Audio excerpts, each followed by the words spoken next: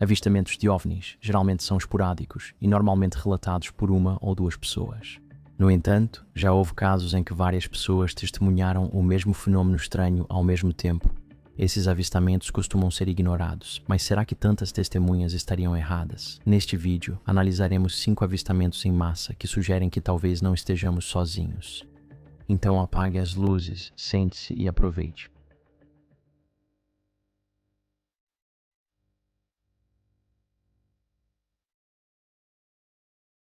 As luzes de Fênix. Na noite de 13 de março de 1997, um evento notável ocorreu nos céus do Arizona e Nevada, assim como no estado mexicano vizinho de Sonora. Observadores testemunharam uma série de luzes brilhantes e incomuns que se estendiam por uma vasta área de cerca de 300 milhas. Esse evento, chamado Incidente das Luzes de Fênix, envolveu 2 acontecimentos distintos. O primeiro, e possivelmente o mais misterioso, envolveu relatos de uma grande formação triangular de luzes deslizando silenciosamente pelo céu do Arizona. Muitos dos primeiros observadores descreveram as luzes como 5 pontos distintos, dispostos em forma de V ou delta. Outros, com visão mais aguçada, afirmaram que podiam ver uma única nave escura parecida com um esquadro de carpinteiro. A nave não identificada foi relatada pela primeira vez por volta das 18h55 na cidade de Henderson.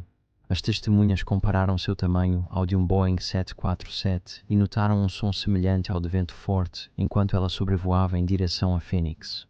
Observadores em várias cidades e rodovias relataram que às vezes o grande objeto era coberto por nuvens. A testemunha Dave Parker, que viu a nave de baixo, a descreveu como uma peça sólida de maquinaria que parecia metálica e apresentava milhares de reentrâncias ovais em sua parte inferior. A nave se movia devagar enquanto passava acima dele, parecendo pairar por um instante. Ele também viu uma névoa colorida e brilhante seguindo a nave, que era totalmente silenciosa e não emitia calor nem odor. Parker acreditou que a nave era extraterrestre após o encontro. Parker compartilhou sua experiência em vários podcasts e programas, afirmando que isso teve um impacto duradouro nele, gerando um forte sentimento de extrema gratidão que persiste desde então. Centenas, possivelmente milhares de outras pessoas também testemunharam a nave, com mais de 600 delas relatando o avistamento às autoridades por volta das 22h daquela mesma noite. Numerosos moradores da região de Phoenix relataram ter visto uma fileira de luzes brilhantes, pairando no céu ou descendo lentamente. As luzes pareciam se acender uma após a outra, criando um espetáculo cativante no céu noturno. Mike Crisiston teve uma visão clara desse segundo fenômeno, que ele registrou com sua câmera do quintal de sua casa, na Moon Mountain, no norte de Phoenix. Dê uma olhada. Tem um terceiro.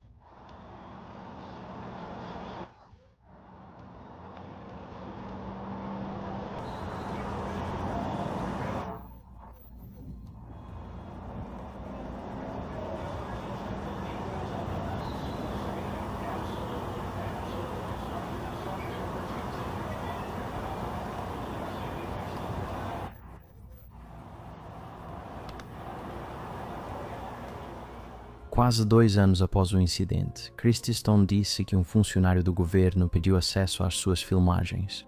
Esse indivíduo foi embora, mas voltou meses depois, dando a mesma explicação que foi compartilhada com o público. As luzes finalmente se dispersaram por volta das 22h30 nos arredores de Phoenix. Ambos os avistamentos foram depois ligados a aeronaves da Operação Snowbird, um amplo treinamento de pilotos de inverno da Guarda Aérea Nacional na base Davis Monthan, em Tucson, Arizona. O primeiro grupo de luzes era uma formação de 10 aeronaves Thunderbolt II, voando em padrão preciso sobre Phoenix ao retornar à base após manobras de treinamento. O segundo grupo de luzes foi identificado como sinalizadores de iluminação, habilidosamente lançados por outro voo de 10 aeronaves envolvidas em exercícios de treinamento no extenso campo de Barry Goldwater, localizado na região sudoeste do Arizona. A Força Aérea apresentou vídeos mostrando sinalizadores semelhantes sendo lançados para comparação. No entanto, muitos testemunhas e céticos argumentaram que os locais e o horário das luzes não correspondiam à explicação oficial e que o fenômeno não poderia ter sido resultado de sinalizadores militares. Dada a distância do local de treinamento, eles duvidam da versão oficial, enxergando-a mais como encobrimento do que verdade. Uma das testemunhas mais notáveis naquela noite foi o ator Kurt Russell. Na época, ele estava sobrevoando a área e relatou o objeto à FAA. No entanto, ele só reconheceu publicamente ter visto o objeto em 2017. O evento das luzes de Phoenix é um dos avistamentos de OVNIs mais fascinantes e bem documentados da história recente, testemunhado por milhares de pessoas e continua gerando discussões e intrigas, tanto na comunidade científica quanto no público em geral.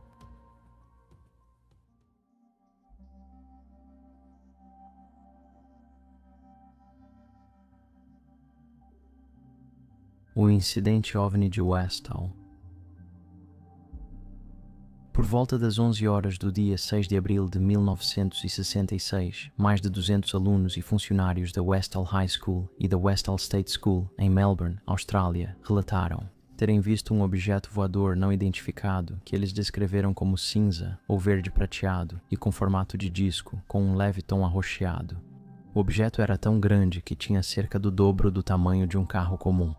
Alunos e professores assistiram, incrédulos, enquanto o objeto descia e sobrevoava a escola antes de desaparecer atrás de algumas árvores. No entanto, apenas 20 minutos depois, ele reapareceu, acelerando enquanto se movia em direção ao noroeste. Alguns relatos daquele dia sugeriram que 5 aeronaves não identificadas estavam seguindo o objeto. Uma testemunha ocular, Phil Tierney, então com 15 anos, lembrou ter visto 3 discos prateados com cúpula no topo. Ela destacou que nenhum dos objetos fez qualquer som após o ocorrido. Ela relatou que alunos e professores foram advertidos a manter silêncio sobre o que viram e instruídos a não falar com a mídia. Eles nos reuniram todos no pátio e o diretor insistiu que não tínhamos visto nada. Outros observadores relataram que 20 a 30 minutos após os avistamentos, militares e policiais chegaram ao local com 2 caminhões de bombeiros. Ao mesmo tempo, vários homens de terno chegaram e pediram aos testemunhos e funcionários da escola para não falarem sobre suas experiências. Uma testemunha disse ter sido orientada a silenciar suas observações, tratando o caso como segurança nacional. Testemunhas oculares disseram ter visto o objeto decolar após pousar, enquanto outras relataram que ele apenas pairou no ar, sem tocar o solo. Após o avistamento, os alunos caminharam até o local onde acreditavam que o objeto havia pousado, e as testemunhas descreveram uma área circular de grama como queimada, fervida ou achatada. No dia 9 de abril de 1966, membros da Força Aérea e entusiastas de OVNIs examinaram o campo, mas não encontraram nada digno de nota. Em seguida, o dono do terreno queimou o campo para evitar o acesso de pessoas. Se ele foi instruído a fazer isso ou se tinha outros motivos, não se sabe, mas realmente parece algo estranho de se fazer naquela época. Um jornal australiano informou que o objeto se assemelhava a um balão meteorológico, afirmando que um objeto voador não identificado observado sobre a área de Clayton Moorabbin ontem de manhã poderia ter sido um balão meteorológico. O artigo também afirmou que vários aviões pequenos circularam o objeto. No entanto, uma investigação posterior descobriu que nenhum piloto comercial, particular ou da RAF havia relatado algo incomum nas proximidades. Na época, funcionários do governo preferiram silenciar sobre o incidente. Em 2014, uma teoria mais plausível surgiu quando documentos do governo revelaram a existência de um programa secreto de testes de radiação. Há especulações de que o objeto visto no céu, naquele dia, em 1966, não era uma nave extraterrestre, mas sim um balão de grande altitude projetado para monitorar os níveis de radiação. Esse programa era conhecido como Haybal e operou de 1960 a 1969, usando grandes balões prateados para avaliar a radiação atmosférica. Após os testes nucleares britânicos realizados em Maralinga durante a década de 1950, para algumas pessoas, essa explicação oferece o raciocínio mais lógico e satisfatório, porém, muitos outros continuam duvidando dessa teoria, questionando por que um evento tão comum exigiria tanto segredo. Apesar das teorias convincentes e da especulação contínua, os acontecimentos reais de 6 de abril de 1966 ainda intrigam os moradores locais, detetives online e outras pessoas interessadas. Com o tempo, relatos do que foi visto se misturaram a histórias exageradas de alunos que nem presenciaram o ocorrido, dificultando identificar quais são verdadeiros. No entanto, há pouca dúvida de que algo realmente aconteceu e, por algum motivo, as autoridades tentaram encobrir.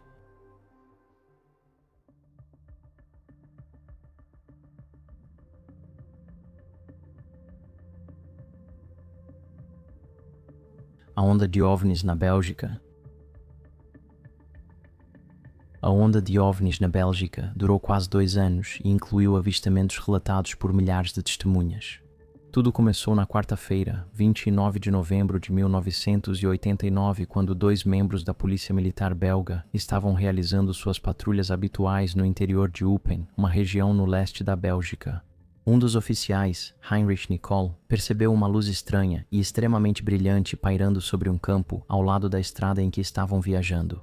Ele rapidamente alertou seu parceiro, Hubert von Monte, que confirmou que também conseguia ver a luz misteriosa. Depois, ambos compararam o brilho aos refletores de um estádio de futebol. Após observar a luz por um breve período, os policiais decidiram investigar mais a fundo. Eles abaixaram os vidros das janelas e se aproximaram dirigindo, logo identificando a forma de uma grande plataforma suspensa no céu, que parecia ser a fonte da luz. À medida que se aproximavam, mais detalhes ficavam visíveis, e eles perceberam que os holofotes estavam presos na parte inferior da plataforma. Todos direcionados para baixo, a superfície do objeto parecia completamente lisa, com uma luz vermelha brilhante piscando rapidamente no centro. Estimativas posteriores indicaram que a estrutura triangular tinha lados de cerca de 30 metros. Quando eles pararam o veículo, o objeto começou a se mover, quase como se estivesse ciente do carro abaixo. Então, de repente, ele começou a girar e deslizou em uma velocidade relativamente baixa em direção ao centro da cidade de Eupen. Os policiais o perseguiram e acharam surpreendentemente fácil acompanhar enquanto dirigiam. Vários outros moradores avistaram o objeto passando baixo sobre as casas. Eventualmente, ele parou, pairando sobre o lago artificial de Gillep, onde os homens o observaram desaparecer lentamente à distância. Pouco depois, um segundo objeto sobrevoou o local. Este se movia muito mais rápido. À medida que as notícias desses avistamentos se espalharam pela comunidade, eles chamaram muita atenção, levando a uma segunda onda de relatos cerca de 2 semanas depois, resultando em um total de 21 encontros bem documentados. Esses avistamentos vieram de uma área muito mais ampla, cobrindo toda a região sul da Bélgica. Entre os avistamentos mais credíveis estavam feitos pelo tenente-coronel André Amond da Força Aérea Belga e sua esposa. Enquanto dirigiam em seu carro, eles avistaram um objeto em forma de triângulo que tinha uma semelhança impressionante com o relatado pelos oficiais de polícia. Convencido do que havia testemunhado, André tomou a iniciativa de notificar o ministro da Defesa Nacional. Nos meses seguintes, dezenas de outros avistamentos foram relatados por cidadãos locais. O volume impressionante e a credibilidade desses relatos levaram a Força Aérea Belga a conduzir investigações extensas, ocasionalmente enviando caças F-16, quando objetos não identificados eram detectados no radar. Um relatório público sobre as investigações foi divulgado e concluiu que várias observações estranhas seguiram sem explicação. O relatório afirmou que as velocidades e as mudanças súbitas de altitude registradas indicavam que essas aeronaves não poderiam ser aviões comuns. Eles também descartaram possibilidades como ilusões de ótica, planetas, estrelas e hologramas projetados. Essas descobertas foram reforçadas em coletiva de imprensa ao vivo, que destacou que os pilotos detectaram uma interferência eletromagnética incomum. Após a coletiva de imprensa, centenas de outros avistamentos foram relatados em toda a Bélgica. No total, durante a onda, cerca de 1.200 relatos oficiais foram registrados por aproximadamente 5.000 testemunhas diferentes. Em abril de 1990, um fotógrafo anônimo divulgou uma foto de um objeto triangular preto com 3 luzes em seus cantos. Essa foto, conhecida como foto de Petit Rochin, foi amplamente divulgada por jornais e outros meios de comunicação no auge da onda. E várias organizações, incluindo a NASA, o Centro Nacional Francês de Pesquisa Científica e a Academia Militar Real da Bélgica, analisaram a fotografia, mas não conseguiram identificá-la positivamente nem encontrar sinais claros de falsificação. Por 2 décadas, a organização de OVNIs, Société Belge d'études d'Espatio, manteve que a foto era autêntica. No entanto, em 26 de julho de 2011, em uma entrevista a um canal de TV belga, Patrick Marichal revelou que a imagem era, de fato, uma farsa que ele criou para divertir seus colegas. Ele demonstrou como criou o falso OVNI cortando um pedaço de isopor em forma de triângulo, pintando-o de preto, colocando uma lanterna em cada canto e suspendendo-o por um fio. Quase 40 anos após o primeiro relato, o mistério da onda de OVNIs na Bélgica continua sem solução, mas não foi esquecido por aqueles que afirmam tê-la testemunhado.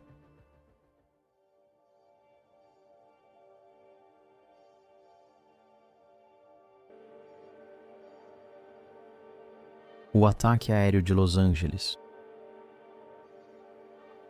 Após o ataque da Marinha Japonesa a Pearl Harbor em 7 de dezembro de 1941 e a entrada subsequente dos Estados Unidos na Segunda Guerra Mundial. No dia seguinte, a indignação e a ansiedade pública varreram o país, especialmente na costa oeste.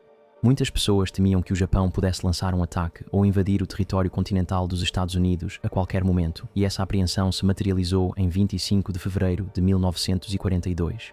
Os sistemas de radar identificaram objetos não identificados no céu a menos de 160 quilômetros de Los Angeles, e às 22h33 as autoridades consideraram a ameaça séria o suficiente para impor um blackout em toda a cidade. Por volta das 2 da manhã, operadores de radar detectaram sinais desconhecidos a aproximadamente 190 quilômetros da costa. Esses sinais se moviam suavemente em direção à terra. Com as sirenes de ataque aéreo, os postes eram apagados e as pessoas cobriam as janelas, mergulhando a cidade de mais de 1 milhão de habitantes na escuridão. Então, holofotes foram ligados e seus feixes brilhantes cortaram a escuridão, focalizando um objeto estranho pairando a milhares de metros acima da cidade. Testemunhas relataram uma forma brilhante que emitia luz sobrenatural no céu noturno. Ao contrário de aeronaves comuns, ele se movia devagar e de modo intencional, como se observasse a cidade abaixo. Às 3h16 da manhã, o primeiro projétil antiaéreo foi disparado em direção ao céu. Quase imediatamente, explosões altas irromperam quando baterias de artilharia abriram fogo. Seus sons estrondosos reverberavam por toda a cidade, enquanto estilhaços desciam violentamente, sacudindo o chão. Testemunhas contaram que o céu noturno se iluminou com explosões, enquanto mais de 1.400 projéteis foram disparados contra o objeto misterioso nas primeiras horas da manhã. Notavelmente, o objeto não apresentou sinais de dano. Relatórios indicaram a presença de um objeto que não mostrava danos visíveis. Ele não alterou sua trajetória, não se desintegrou nem caiu. Holofotes seguiram o objeto, ocasionalmente revelando o que pareciam ser várias formas brilhantes, ou agrupadas de perto ou se movendo em uníssono. Algumas testemunhas afirmaram ter visto uma grande nave, enquanto outras relataram luzes menores se movendo juntas, todas sem o som de um motor. Por volta das 7 ao amanhecer, os disparos cessaram de repente. O objeto, ou possivelmente vários objetos, afastou-se em direção ao oceano e desapareceu na água, com a chegada da luz do dia. Não havia destroços no chão, nenhuma aeronave abatida ou indicadores claros de uma invasão. Os únicos vestígios dos acontecimentos da noite eram os destroços espalhados da artilharia. Durante o caos, ao menos 5 civis morreram de ataques cardíacos causados pelo estresse do bombardeio. Mais tarde naquele dia, o Los Angeles Times publicou uma fotografia impressionante, mostrando vários holofotes convergindo sobre uma massa luminosa no alto do céu. Essa imagem se tornaria uma das fotografias de guerra mais discutidas da história americana. A fotografia não revelou toda a verdade. Ela havia sido alterada, como era típico da época, para realçar a imagem em preto e branco, criando a ilusão de um OVNI cercado por refletores. A própria imagem provocou especulações sobre naves alienígenas e visitantes extraterrestres. As respostas oficiais vieram rapidamente. O secretário da Marinha, Frank Knox, chamou o incidente de alarme falso. Militares sugeriram que a explicação pode envolver balões meteorológicos ou sinalizadores perdidos iluminando o céu à noite. Nenhum balão meteorológico foi encontrado, nem destroços de sinalizadores. O principal, nenhuma aeronave japonesa foi confirmada na área naquela noite. Para quem suspeita de um significado mais profundo para o incidente, os fatos levantam questões intrigantes. Como um balão meteorológico poderia resistir a horas de fogo antiaéreo sem sofrer qualquer dano? O que poderia explicar os múltiplos contatos de radar que correspondiam com avistamentos visuais? Porque o objeto iluminado parecia ser fabricado e estar sob controle. Os militares não publicaram registros completos de radar que pudessem esclarecer o ocorrido. Com o tempo, esse incidente enigmático ficou conhecido como a Batalha de Los Angeles, mesmo na ausência de qualquer inimigo reconhecido. Sob a ótica do avistamento de OVNIs, essa história ganha importância desconcertante. Um objeto silencioso pairando sobre uma grande cidade americana durante a guerra, imune ao fogo de artilharia, indo embora sem deixar rastros, sem atacar nem tentar se comunicar, mas inegavelmente presente. Seja interpretado como tecnologia avançada, um fenômeno natural ou algo inexplicável de outro lugar, o enigma daquela noite persiste. O que permanece certo é isto, por várias horas tensas. Em fevereiro de 1942, os céus acima de Los Angeles foram preenchidos com explosões caóticas direcionadas a uma presença não identificada que os militares dos Estados Unidos não conseguiram reconhecer nem eliminar. Até hoje, ninguém possui uma resposta definitiva.